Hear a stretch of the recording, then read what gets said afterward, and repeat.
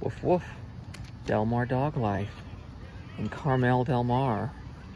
And I am walking my neighbor's dog, Izzy, right here, this chocolate lab.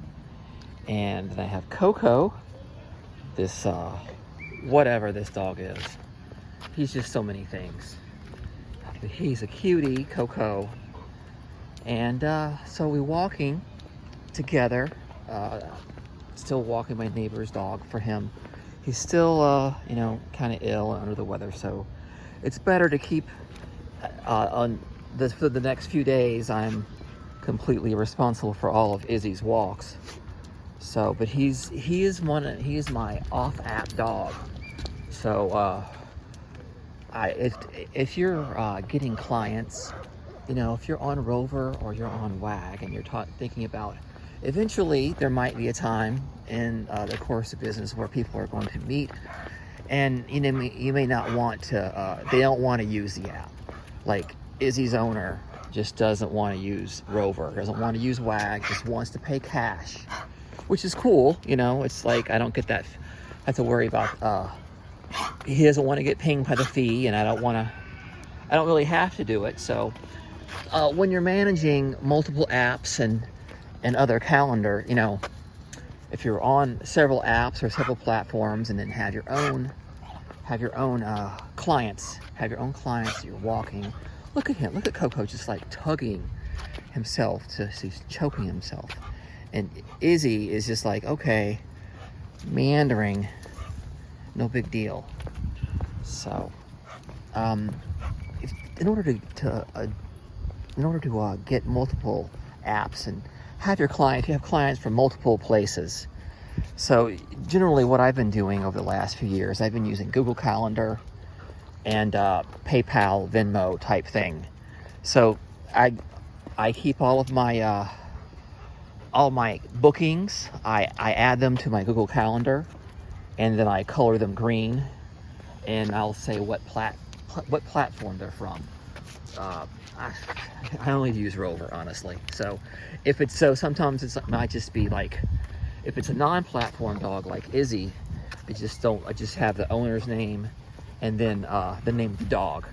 Otherwise, I'll put on my calendar, okay, Rover repeat, or I'll say it'll be Joey, and then the owner is Dave, and then Rover repeat and then I'll have it set for, you know, however, December 2 through 12, which is like my current one for Joey, who's in the house right now. Oh, Izzy's going potty right there. Dog peeing at 3:03. And so that's been the best way to just keep up with my bookings, is have that on the calendar. And I'll just, you know, that way I'll know who I have to visit that day and keep it organized. Because the apps, they have it, but when you look at it, the bookings sometimes get sorted by messages instead. So it may not necessarily be by date. You can resort it by date, but if you're going on two platforms, look at Coco. Come on, Coco, just relax. No need to go that fast. Just slow it down. Just slow it down, Coco. Come on. All that's happening is that you're choking yourself. There are these dogs over here, and they're off leash, and Coco is like, hey, why can't I play with them? Or at least one of them's off leash. So he'd rather just choke himself to get to something. Get out of his ass. Come on, Izzy. I know, he's a good-looking guy, right? Hanging out, okay. Yeah, so Google Calendar is probably, you know, or any other calendar app, if you have Apple Calendar. Either way, it's the best way to, you know, you're going to have to keep track of things. There's platforms for that, like Time to Pet, that's not necessarily, it's not necessarily take fees.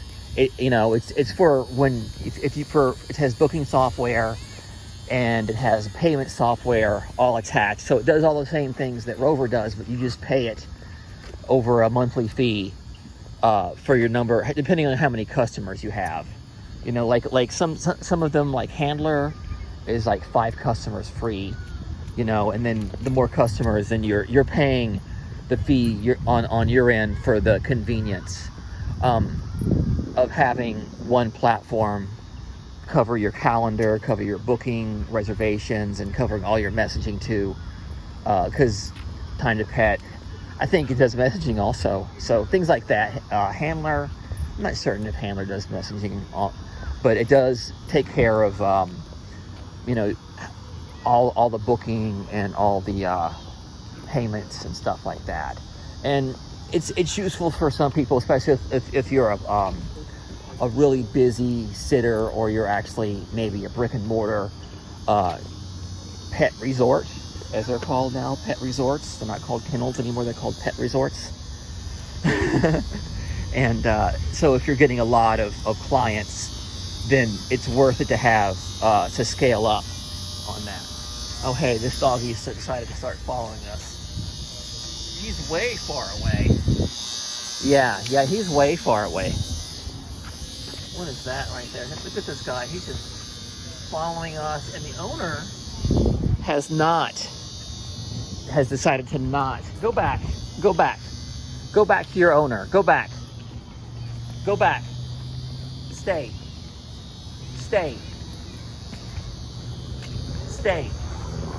At least he's following orders. Stay.